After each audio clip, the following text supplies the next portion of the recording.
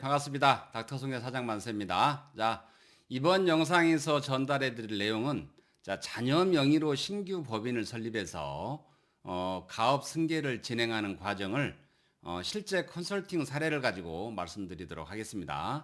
자, 이번 영상 끝까지 시청하신다면 신규 법인을 설립해서 기존 법인에서 신규 법인으로 매출을 이전하고 그리고 기존 법인의 미처분 이익잉여금 처분을 통해서 가업승계를 완성할 수 있다는 것을 알게 될 것입니다. 자, 이번 영상 끝까지 시청 바라겠고요. 자, 구독과 좋아요는 사랑입니다. 먼저 회사 개요에 대해서 한번 말씀드려보도록 하겠습니다. 이제 이 회사는 1999년도 1월에 설립된 회사입니다. 그리고 업종은 이제 종합건설업이고요. 본사는 경기도 양주시에 있었던 이런 회사입니다. 그리고 자본금은 5억. 그리고 기업 가치는 평가를 해봤더니 약 55억 정도 됩니다. 상직법상 평가를 하죠. 중소기업은 주로 상직법상 평가를 하게 돼 있는데 기업 가치 평가를 해봤더니 약 55억. 그리고 미처분 이익잉여금은 약 40억 정도 됩니다. 자, 기업 가치와 미처분 이익금은 별개죠. 그래서 단기 순이익이 많은 경우에는 미처분 이익잉여금보다도 기업 가치가 훨씬 많게 되어 있습니다. 하지만 단기 순이익이 최근 3년 동안에 적게 되면 미처분 이익잉여금이 기업 가치보다 오히려 클 수도 있습니다. 이 경우는 나중에 평가 때 말씀드리도록 하고요. 대표이사 나이는 65세입니다. 그리고 가족으로는 배우자가 있고 그 다음에 큰애가 딸이고 둘째가 아들, 이런 회사였습니다. 자, 그러면 사장님의 고민거리는 이제 뭐였느냐? 일단 아들에게 회사를 물려주고 싶다라는 거였습니다. 자, 아들에게 회사를 물려주고 싶은데 현재 아들은 이제 대기업 연구원으로 일하고 있고요. 그다음에 그런데 이제 아들한테 물어봤더니 아버지와 같이 일을 해보고 싶어 합니다. 다행스럽게도 자 이렇게 돼 있고요.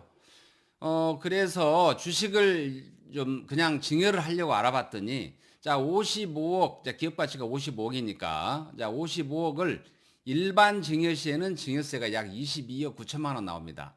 너무 많죠. 그래서 뭐 그냥 이 얘기 듣자마자 바로 포기하시는 거죠. 그리고 가업승계 증여특례로 이렇게 증여를 하려고 했더니 증여세가 약 7억도 이렇게 나옵니다. 이것도 너무 많게 느껴지는 겁니다. 아무리 기업 가치가 55억이라고 하지만 중소기업에서 7억 정도 세금을 내고 주식을 증여하시는 분들은 거의 없습니다.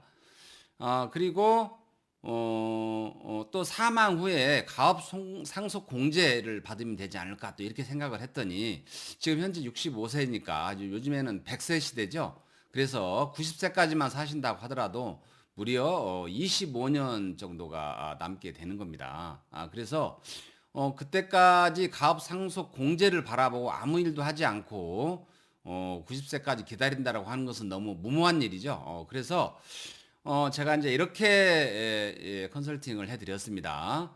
신규 법인을 설립해서 이제 가업승계를 하는 방법을 제가 제안을 드렸는데 이제 다행스럽게 그 요건이 돼서 진행을 하게 됐습니다. 자, 어떤 식으로 진행이 되는지 하나씩 보도록 할게요.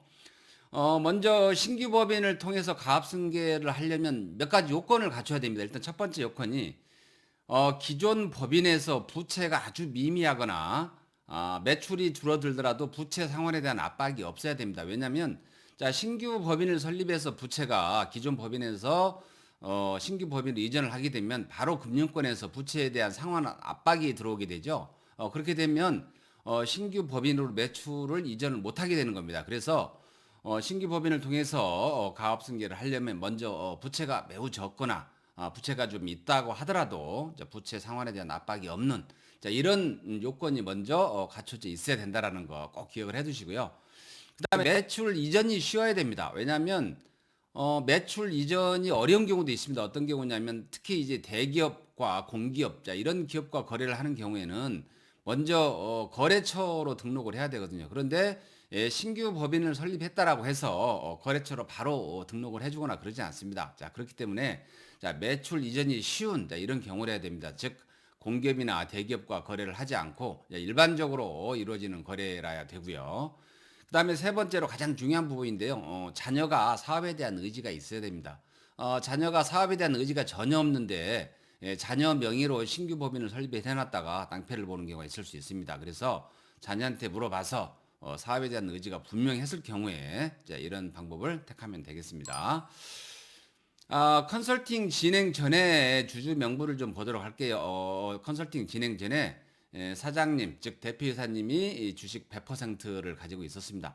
자, 원래는 49% 가지고 있고 51%는 타인이 가지고 있었는데 이 사장님이 다행스럽게도 주당 가격이 올라가기 전에 주당 가격이 쌀 때 미리 다 매입을 해 놓으셔서 지금 현재는 100% 주식을 가지고 있는 이런 상태였습니다. 자, 컨설팅 진행 1단계.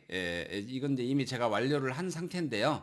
어떤 단계를 거쳤냐면, 일단 조특법 제30조의 5, 창업 자금에 대한 증여세 과세 특례를 실행을 했습니다.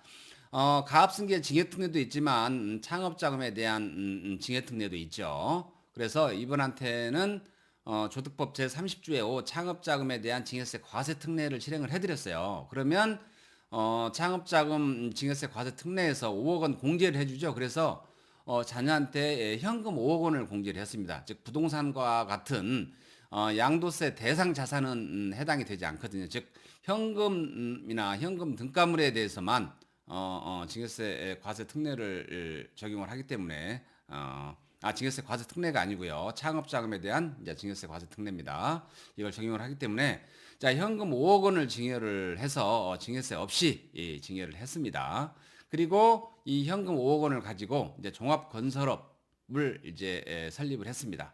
그리고 종합건설업 하려면 자본금이 이제 5억이죠. 그래서 이제 5억 원을 출자를 해서 이제 신규 법인을 설립을 했습니다. 그래서 신규 법인의 주주는 이제 아들이 이 지분 100%를 가지고 있는 이런 법인을 설립을 했고요.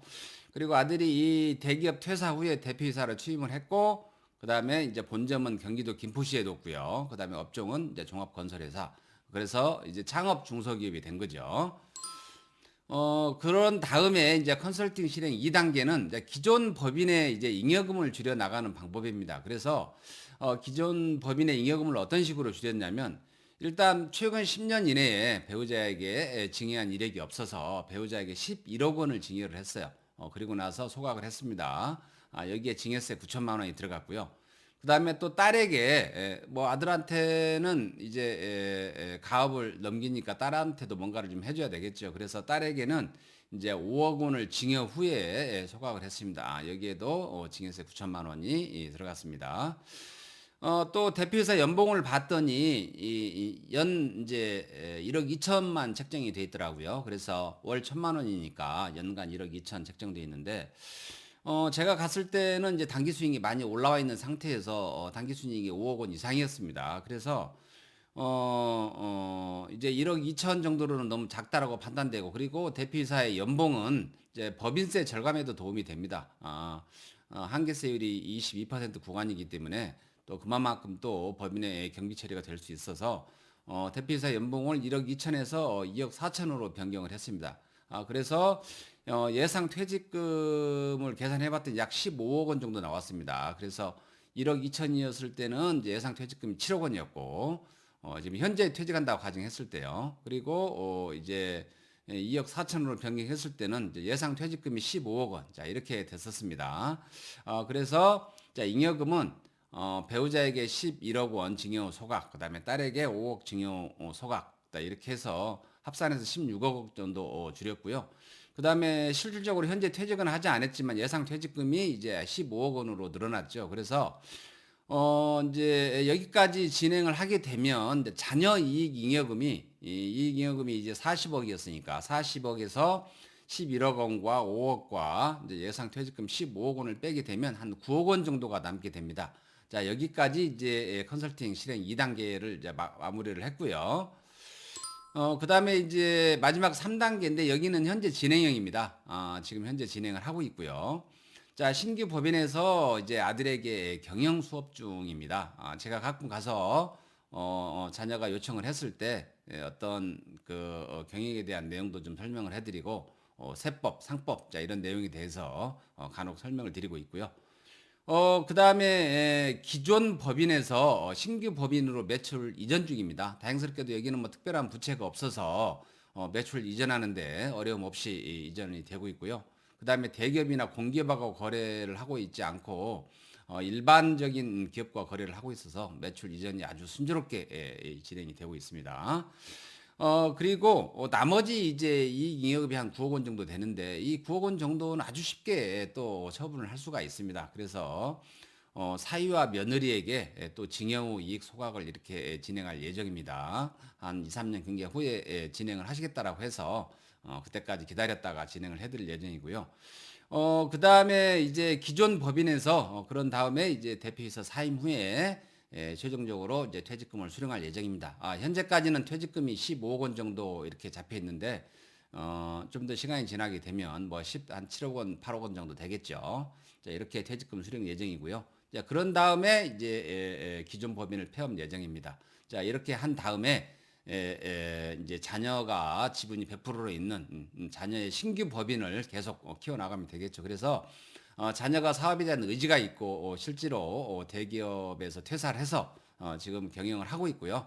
또 옆에서 든든한 또 부모가 계시기 때문에 부모님이 지원하면 가업 승계가 아주 성공적으로 진행되지 않을까. 자, 이런 생각을 합니다. 이번 영상 끝까지 시청해 주셔서 감사드리고요. 구독, 좋아요, 그리고 필요하시면 알람 설정 부탁드리겠습니다. 주변에 많은 사장님들하고 공유를 해주시고요. 자, 이번 영상 여기서 마치도록 하겠습니다. 감사합니다.